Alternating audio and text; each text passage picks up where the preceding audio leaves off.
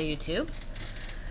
Welcome back once again to Useapalooza with the inconsistent crafter, me. And today I'm gonna do some of these iron-on transfers. Well, some. I don't know. Maybe more than one.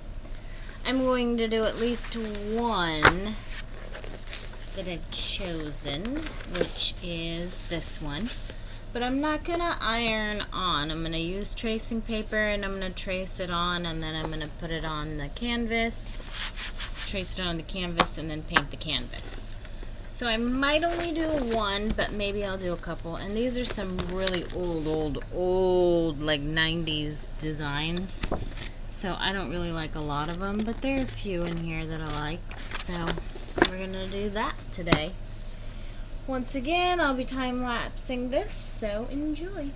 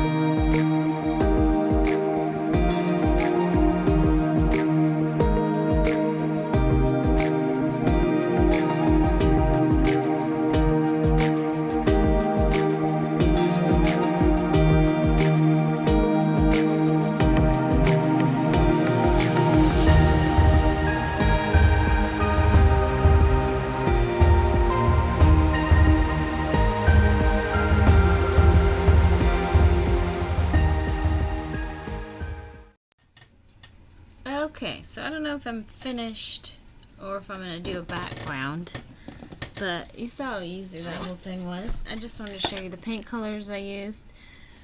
So I used the burnt sienna for the stem.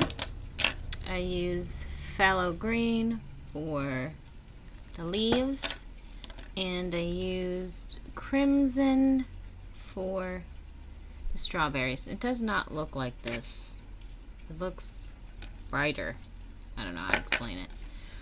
Anyway, so if I decide to do a background, I'll do another little video about that. But I just wanted to show you all the colors I used and show you how simple it was to take a transferred image and put it on a canvas.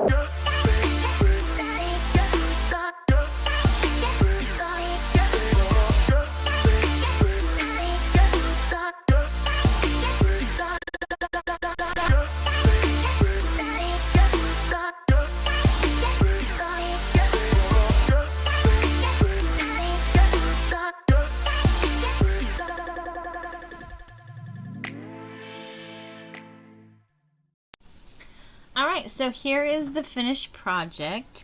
I swear to you, it looks much more vibrant in real life.